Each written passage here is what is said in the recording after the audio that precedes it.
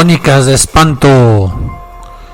Bienvenidos al especial del mes de mayo.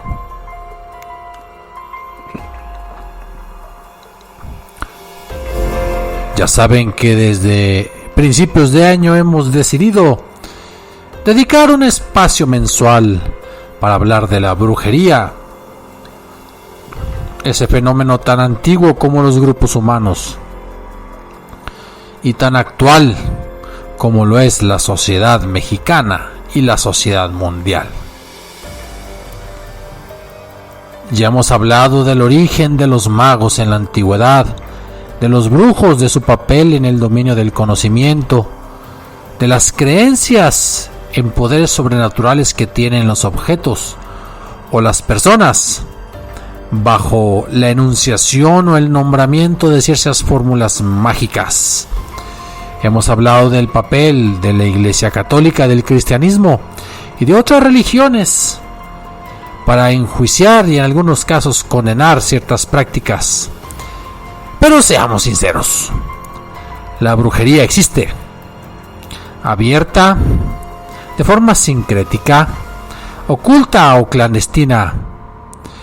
Desde el momento en que alguna persona conserva amuletos, conserva objetos a los cuales les atribuye poderes sobrenaturales para espantar enfermedades, o cuando algunos soban la imagen de algún santo, de alguna persona o celebridad, pues es permanecer en la mente con la creencia de que el objeto tiene poder en sí, o de que tú le puedes atribuir un poder a través de una fórmula que se reza y no necesariamente a un ser supremo.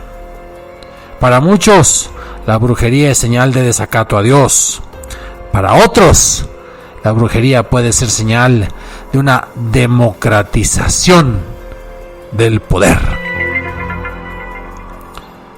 Y en el caso mexicano, pero también cristiano, la brujería original tenía mucho que ver con el conocimiento de la herbolaria, de la curación de enfermedades y también, si me permiten decirlo, de la realización de ciertos rituales tranquilizadores. Es a lo que vamos, es a lo que comentamos. Permítanme decirles que en los principios de las religiones hegemónicas, como en el caso del cristianismo cuando supera al paganismo en Roma, en lo que quedó del Imperio Romano de Occidente y de Oriente, hubo una especie de combinación de las creencias cristianas múltiples, así como ahora tenemos cristianos, protestantes, testigos de Jehová. Imagínense, hará 1400, 1600 años, teníamos cristianos romanos, cristianos ortodoxos griegos, arrianos, nestorianos, pelagianos, zoroastristas, etcétera, etcétera. No había una uniformidad de creencias, como tampoco la hay hoy, por más que muchos se empeñan. Y las creencias propias de los pueblos primitivos, de esos curanderos, que en México llamaríamos los chamanes prehispánicos, se fueron combinando, se fueron superponiendo con las creencias religiosas. Y así se logró una especie de coexistencia pacífica. Eso fue en los principios de la Edad Media, hasta que surgió el Papa Juan XXII. Efectivamente, Juan XXII, de quien me gustaría que ustedes leyeran la famosa entrega de 6 libros de los Reyes Malditos. Papa francés, con ideas muy polémicas, un papa muy discutido, pero para muchos un brillante organizador y administrador. Y cuando la idea de la brujería, pues aparentemente no era la fortaleza y más bien se buscaban herejes y ya existía la Inquisición para tal punto, parece que el Papa Juan XXII estuvo a punto de ser envenenado por una bruja con unos rituales de esa naturaleza.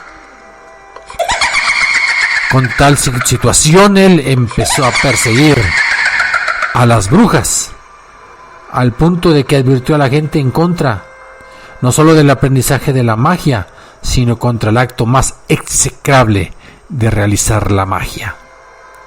Declaró que cualquier persona que no haya prestado atención a esa advertencia sería excomulgado.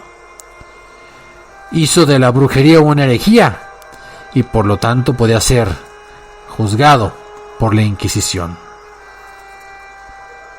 Entonces proclamó una bula en contra de la brujería y 4 años después de la proclamación fue quemada en el fuego ardiente la primer bruja. Esto ocurrió en Irlanda. Pasaría a la historia como la primera bruja quemada por la Inquisición.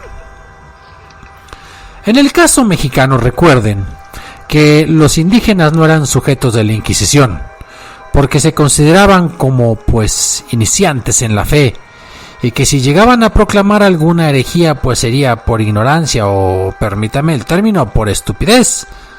O sea, eran considerados, hay que decirlo así, como menores de edad o como un poquito mensos. Y entonces no valía la pena juzgarlos porque no podían ni tenían la malignidad para elaborar herejías y por lo tanto ser acusados en la Inquisición.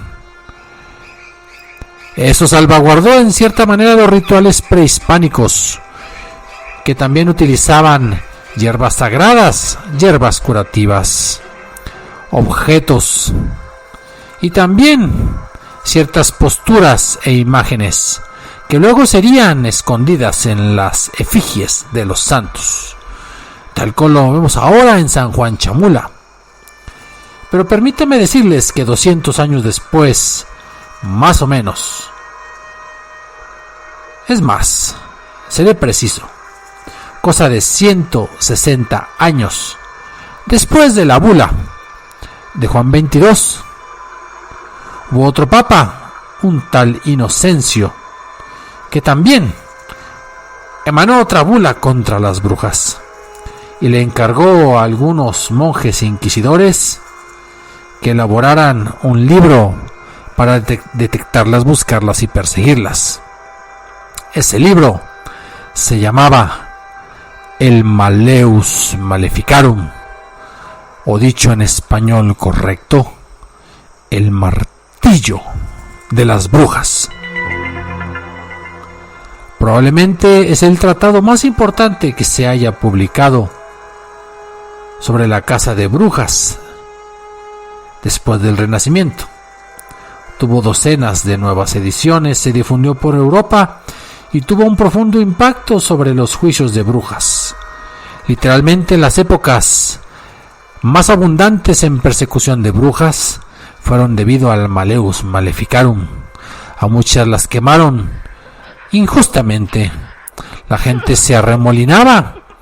Y ya vieron el caso de Salem, donde 3 niñas un tanto trastornadas empezaron a dar nombres a diestra y siniestra sin mayor indicio que su propia inspiración, y en cuestión de días se quemaron a más de una veintena de personas por la simple acusación de unas niñas con imaginación propia de su infancia.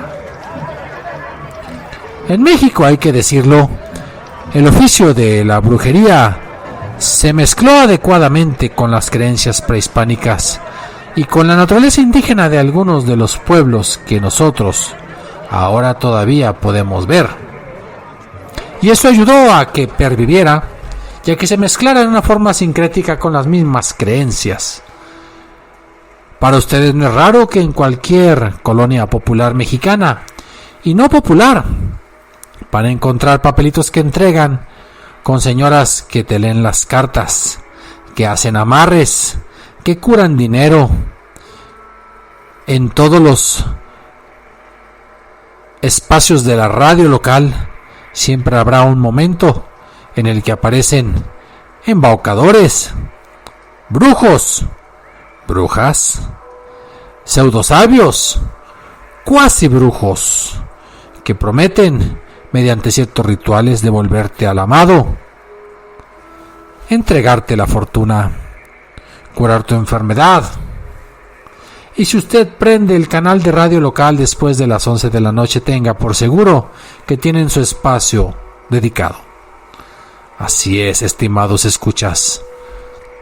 La cuasi brujería tiene muchos, pero muchísimos espacios en la vida social de nuestro país. Me atrevería a decir que del mundo. Políticos de los más renombrados, pasados y presentes, simplemente siguen consultando brujas.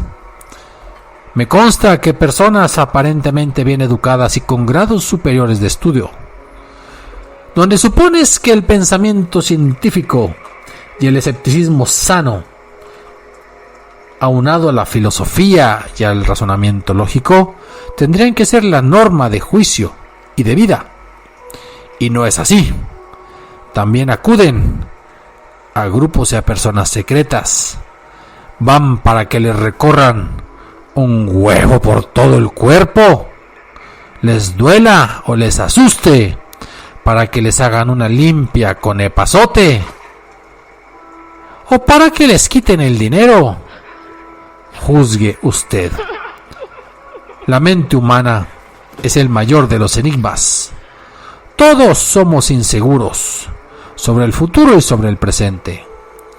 Con que alguien siembre la semilla de la desconfianza y nos quite la autoestima, bastará para que pensemos que no basta con nuestras fuerzas, con nuestras intenciones, con nuestro trabajo, con nuestro tiempo, y acudamos a alguien que nos propone la solución definitiva. Y tengo aquí en mis manos, aquí, hojeando, uno de los manuales más populares para magia casera. Así es. No me hagan caso porque esto es simplemente curiosidad. Y claro, pues no practiquen estos hechizos, a menos que ustedes crean que funcionan. Pero voy a mencionar simplemente algunos. Viene aquí enunciado el sortilegio para atraer a una persona que no hace caso, a quien no gustamos, a quien no resultamos atractivos. Tendrías que quemar algunos cabellos que tienes que arrancarte de donde crees. ¡Ja! Pues sí, amigo, del pubis, de las partes cercanas a tus genitales. Y una vez que quemas esos cabellos, las cenizas resultantes tienes que verterlas en una botella de licor, del cual tiene que tomar esa persona que tú amas, pero no te corresponde. Tendrás que repetir cuantas veces sea necesario hasta que te haga caso. Pues yo no sé si el sabor del licor o el que lo pongas borracho va a ser lo que hace el efecto de la atracción. Pero hay otro hechizo, si no solamente quieres la atracción, si quieres conquistar a alguien, su cabello, tienes que atar el rizo a la barriga de un sapo, que a ver dónde lo encuentras, porque ya casi no hay sapos en nuestras zonas metropolitanas. Ese rizo se ata con una cinta blanca en las patas. Ese sapo se introduce a una cazuela de barro, pero la cazuela tiene que ser nueva. Se tiene que cocinar ese sapo con leche de vaca y poniendo un poco de tierra. Acercando el rostro a la cazuela, mencionarás el nombre de esa persona y tendrás que enunciar: como este sapo dentro de la cazuela, que no ve ni sol ni luna, así tú tampoco verás mujer alguna. Y como este sapo que tiene las patas atadas, tus piernas también estarán atadas. Tú te consumirás, si es que mi esposo no lo serás. Una vez que la persona que deseas se te declare, pues al sapo tendrás que dejar en libertad, porque si no leíste bien esta receta, metes al sapo en la leche pero no prendes el fuego, nomás lo bañas en la leche. ¿Qué tal para aquellas personas que quieren llevar el noviazgo al matrimonio porque no se quiere casar la otra persona? Colocas fotos pequeñas debajo de una vela, una de cada quien. Prendes la vela y antes de que se consuma totalmente, la apagas. Amarras 2 argollas junto con las fotos y con el resto de la vela. Guardas todo dentro de un pequeño morralito y lo llevas durante 9 semanas junto a tu corazón, ahí pegado al pecho. Y el domingo que preceda a la 9ª semana, a punto de terminar el ritual, el novio o la novia de seguro te pedirá matrimonio. Así es, estamos llenos de recetas, sobre todo de magia blanca, porque nuestra inseguridad no puede con otras cosas que no sean con fortalezas externas. Parecieran que son recetas para mujeres, pero ahí les voy a una receta para hombres. ¿Qué tal esta de conservar la virilidad? ¿No quiere usted la pastillita azul o la pastillita negra? Completamente desnudo en un arroyo, llenarás un cántaro, pero en el sentido en que la corriente va, no de frente, sino de espaldas. Una vez lleno, recoge 3 ramas de 3 árboles diferentes, ahí mismo de la región, y las introduces al cántaro. Tendrás que elevarlo por encima de tu hombro, y a la vez sosteniendo una pata de conejo, tendrás que decir con el cántaro en alto: agua, agua, déjame limpio, que la enfermedad abandone mi cuerpo y acuda a la salud. Sacarás las ramas del cántaro, las arrojas al arroyo, y después el agua que quedó en el recipiente servirá para lavarte hasta que la agotes por completo. Tienes una competencia, tienes un rival en el negocio, en la ganadería, en el trabajo, y quieres triunfar sobre ese rival. Consigue el cabello de esa persona, hazle tantos nudos. Si es un solo rival, haces un solo rival. Pero si por ahí tienes 2 o 3 que están compitiendo por el mismo contrato, por la misma situación, por el mismo terreno, entonces tienes que hacer 2 o 3 nudos en cada mechón de cabello, no importa. Y dirás en voz baja su nombre y apellido una vez que haces los nudos. Haces un fuego que tenga pétalos de rosa, flores de hierbabuena y ramilletes de mejorana.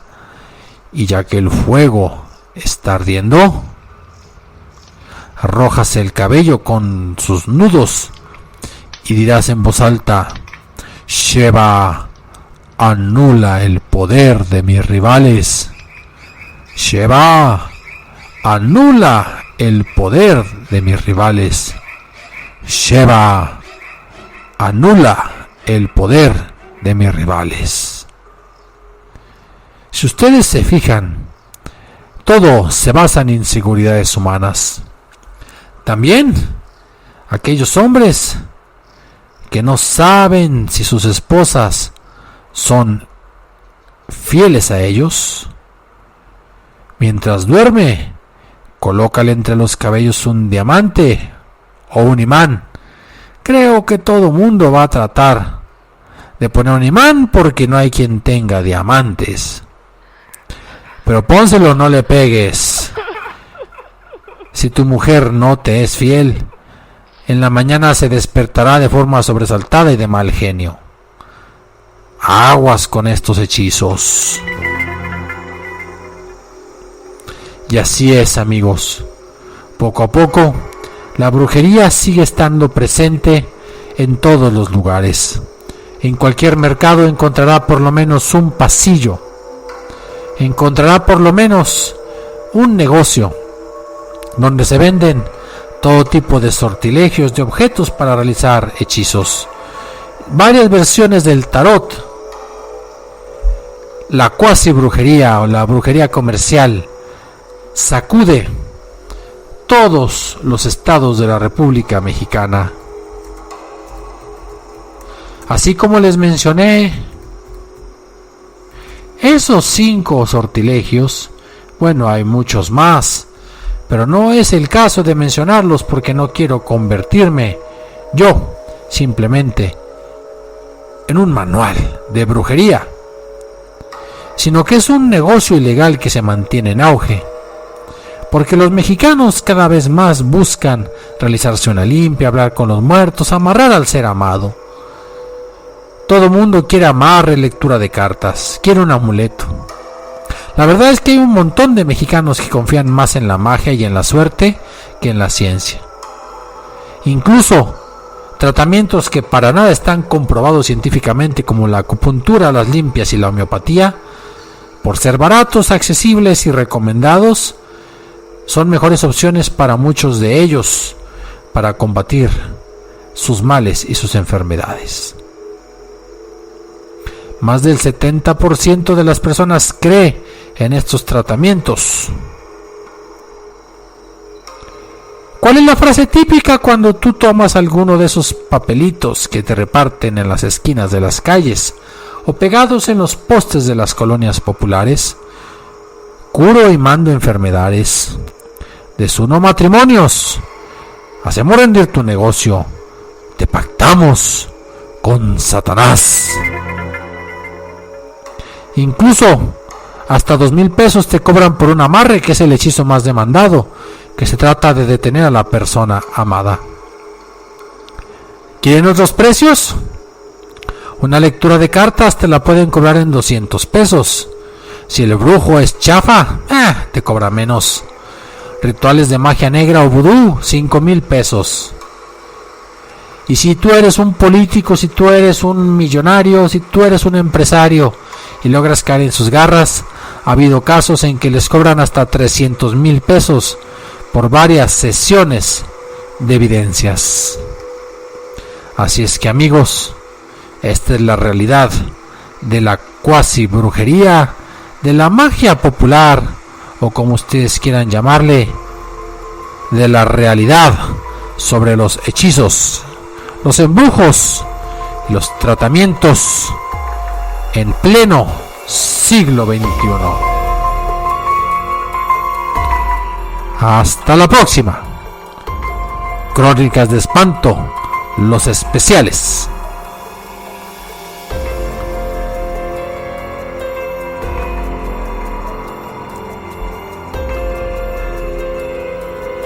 Créditos para la guía del universo para escépticos, también de Wikipedia. También el proceso de Juan 22 contra el arzobispo Roberto de Mebuazán, cuadernos de Fanjo, ADN 40, el portal BuzzFeed y también Matador Network. Ya saben, escriban a crónicasdeespanto0@gmail.com.